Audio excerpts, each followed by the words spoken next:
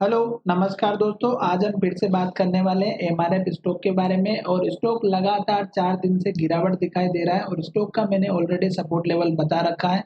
यहाँ पर हम फिर से वही चीज़ बात करने वाले हैं और स्टॉक में गिरावट क्यों आ रही है वो भी हम यहाँ पर डिस्कस करेंगे। साथ ही ये स्टॉक लॉन्ग टर्म में अप ट्रेंड में दिखाई दे रहा है, ये भी हम यहाँ पर चर्चा करेंगे। पर ये जितनी भी हम चर्चा करेंगे ये केवल आपकी एजुकेशन के लिए है, बाय सेल की हम कोई एडवाइस नहीं दे रहे हैं। फिर भी आप ट्रेड करते हैं तो अपने फाइनेंशियल एडवाइजर से जरूर कंसल्ट करें। अगर आप यहाँ पर देखेंगे तो हमारा जो 200 दिनों का जो मूविंग एवरेज है वो हमें यहाँ से इस लेवल से इंडिकेट कर रहा था, जो लगभग हमारा 85 से 86 हजार रुपए के आसपास था। और उसके बाद से स्टॉक जो है हमारा ऊपर की तरफ जाता हुआ नजर आ रहा है। तो अभी तक स्टॉक इसके ऊपर है, तो हमारा लॉन्ग टर्म में अप ट्रेंड है।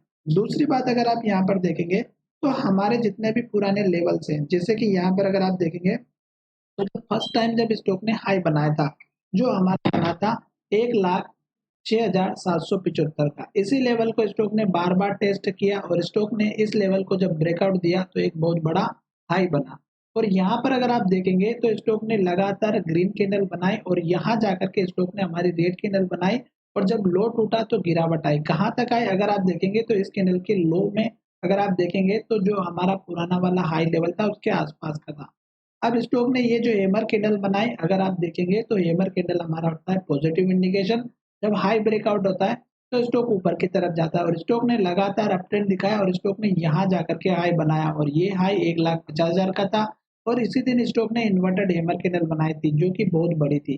तो स्टॉक ने ये जो हाई था ये स्टॉक ने फिर से ट्राई किया और स्टॉक जो है यहाँ से हाई बनाने के बाद लगातार यहाँ से गिरता हुआ नजर आ रहा है। तो ये जो पुराना हमारा लेवल था, इस स्टॉक को जो है यहाँ पर बहुत ही बढ़िया तरीके से दोबारा से स्टॉक ने हमारा रेजिस्टेंस लिया, यानी कि टारगेट दिया और स्टॉक में उसके बाद से रेड कैंडल बन रही और लगातार गिरावट आ रही। तो ये आपको ध्यान में रखना है, कभी भी इस तरह की जब कैंडल बनती है तो आपको एंट्री तो बिल्कुल नहीं लेनी है। हमें केवल वेट करना है कि स्टॉक कहाँ तक गिरेगा। अब पहला जो सपोर्ट लेवल था वो हमारा इस कैंडल के हाई का था और इस कैंडल के लो का था, पर ये लेवल इतना छोटा था कि स्टॉक इस लेवल को सपोर्ट नहीं कर पाया। उसका रीजन भी यहाँ पर सिंपल सा था कि स्टॉक में जो गिरावट थी वो बहुत बड़ी गिरावट थी, क्योंकि यहाँ पे प्रॉफिट बुकिंग होना स्टार्ट हो चुकी थी।